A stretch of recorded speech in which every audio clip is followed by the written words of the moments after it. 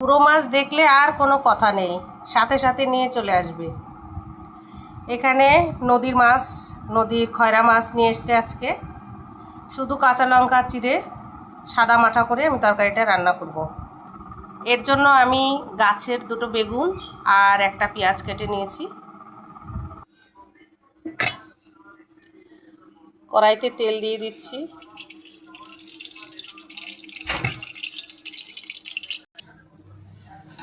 ফোড়নে দিয়ে দিচ্ছি, এই দেখুন, একটু রাঁধুনি আর একটু কালো জিরে।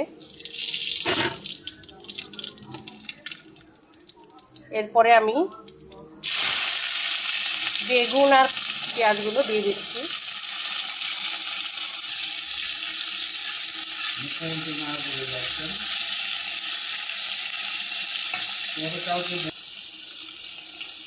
হলুদ দিচ্ছি,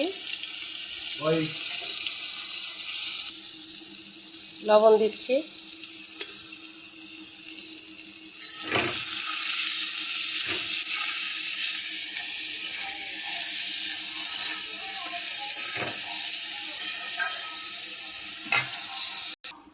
এখন আমি এই লঙ্কাগুলো দিয়ে দেব।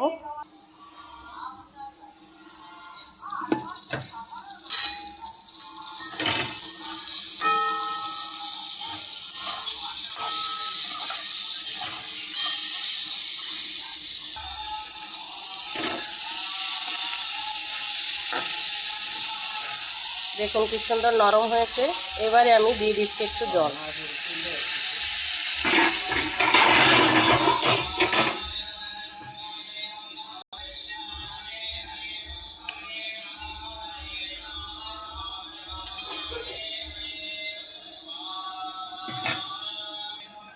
ঝোলটা ফুটে এসছে।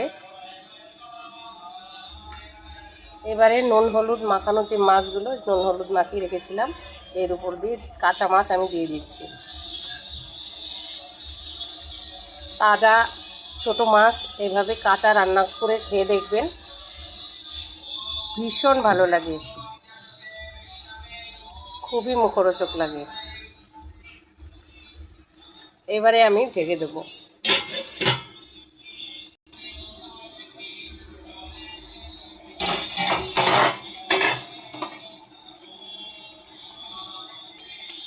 খুব সাবধানে মাছগুলোকে নাড়াচাড়া করতে হবে, কেন খয়রা মাছ একটু এমনিই নরম হয়, আর ভাপে কিন্তু আরও নরম হয়ে যাবে। সিদ্ধ হয়ে গেছে, তো এইভাবেই আমি রাখবো, খুব জোরে নাড়াচাড়া করব না।